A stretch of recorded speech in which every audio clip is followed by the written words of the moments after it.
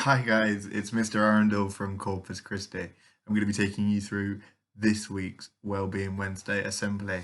And today we are going to focus on all about our thoughts and our feelings and our emotions during this time. And mostly how we can keep ourselves happy. Okay? But we're going to start with a prayer. So we join our prayer hands together and begin in the name of the Father, and of the Son, and of the Holy Spirit. Amen. We're going to do the 5-finger prayer this morning, so that just means you need these 5 right here. And don't worry, I'm going to walk you through it. We start with our thumb. We pray for the ones that we love, our family, our friends. We pray that they are safe during this time and that they can feel our love from a distance. Amen. Moving on to our index finger now. We pray for the ones that teach us, guide us, and protect us. We pray especially for the key workers and ask God to watch over them as they help the world to heal. Amen. Our middle finger. We pray for our leaders. Grant them the wisdom to make decisions that protect all of us.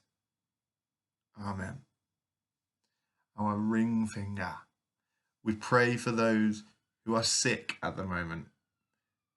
May our prayers bring them comfort in their time of need. Amen. And last but not least, our pinky finger.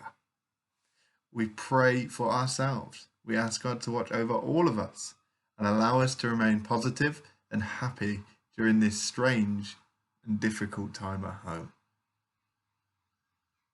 Amen. Now, I know that we've all been spending a lot of time at home recently.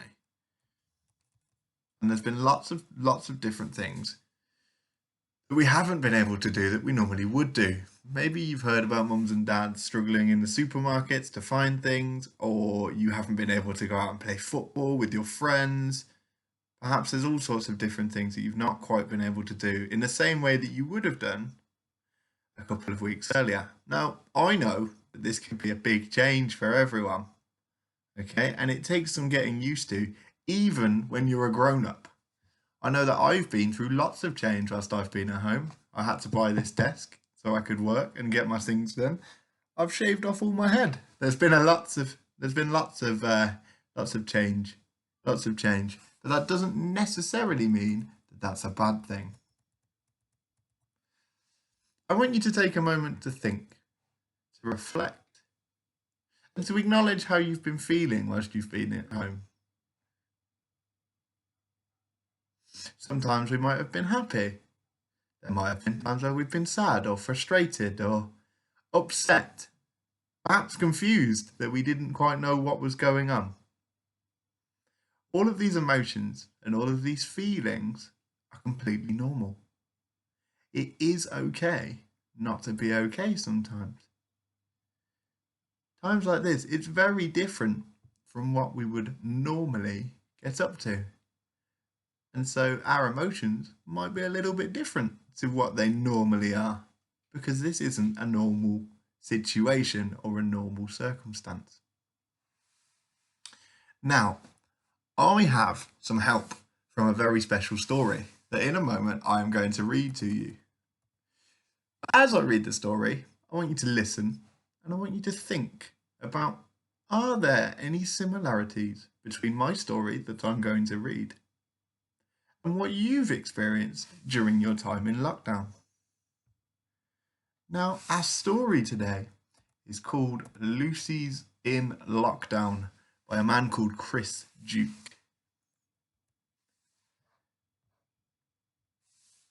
Lucy Pear's hair has turned dark blue today.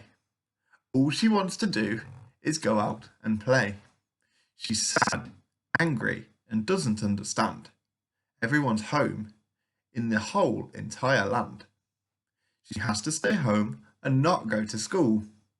Mum tries to teach while Dad potters with tools. It's so frustrating being home all day, but it's to make the virus go away. Brad is annoying and is always there. He noticed the change to red in her hair. She looks out and she sees the postie go by. Her hair turns green, and she understands why. She looks through the window and gives him a smirk. She knows he is out there, having to work. She can't help feel jealous, angry and sad, and even sometimes a little bit glad. Thank goodness for tech, she thinks to herself. A video chat is good for your health. Her phone rings and she sees Maxi Bear's face. He knows what to say, the same in this case. It's fine to feel these feelings. I do too. It's important to know that it's not just you. The world is going through this together. Remember that it won't last forever. Your mum, your dad, and your brother Brad too. They're all feeling the same, red or green or blue. Don't bottle them up, but always show it. You'll be back to school before you know it. And remember, Lucy, I'm always here. Although not in person, please do not fear. And please do not forget what I always say. It's okay sometimes to have a blue day.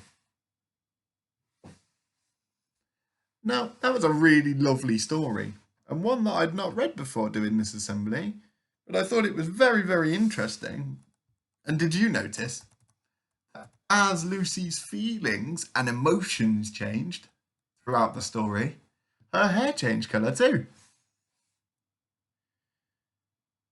Perhaps I think I would be a nice bright purple. One, because it's my favourite colour, and two, because that would make me happy.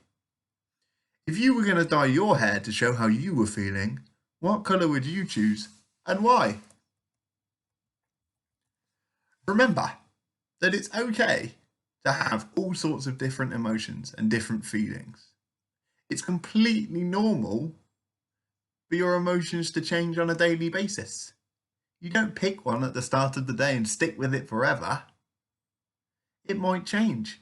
Sometimes you might be happy, other times you might be sad. All of which is okay. And if you remember what Miss Pollard said last week, there are plenty of people and trusted grown-ups that you can talk to. Have a little bit of a think, and I want you to reflect. Can you think of some things that you might be missing whilst you're in lockdown? Just have a think to yourself. I know that I miss my family because I have lots of brothers and sisters. And whilst we're all in our separate houses, I don't get to see them. But what we do is every week we have a family quiz and we all spend time on our computers at home and we all have a really nice time together. Take a moment now to think. Have you learned a new skill whilst you've been at home? I don't just mean the English and the maths work that your teachers have sent home for you. Maybe you've done some baking. I know I did, I made some brownies. Or maybe you've learned an instrument or played a new game or done some painting. Maybe you've taken on a new hobby or skill. All of these are really good ways to help keep us in a really good mood. It's good for your brain, helps you stay active.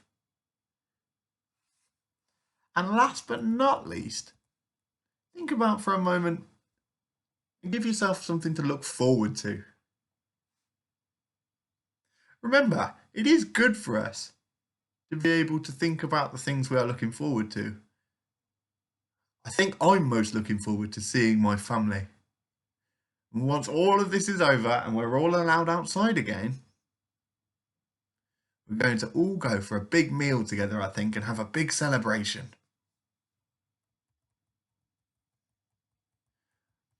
Before we finish, I just want to remind you that however you're feeling today or tomorrow or at any point during the lockdown, it's okay to feel those feelings and that you are not on your own.